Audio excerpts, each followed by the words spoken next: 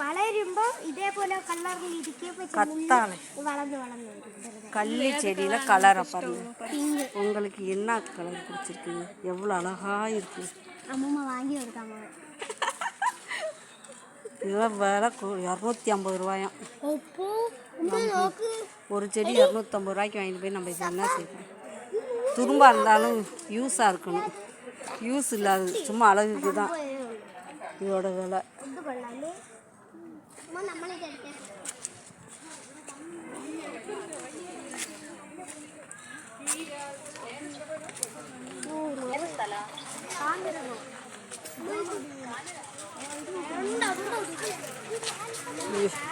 இரு தரேன்.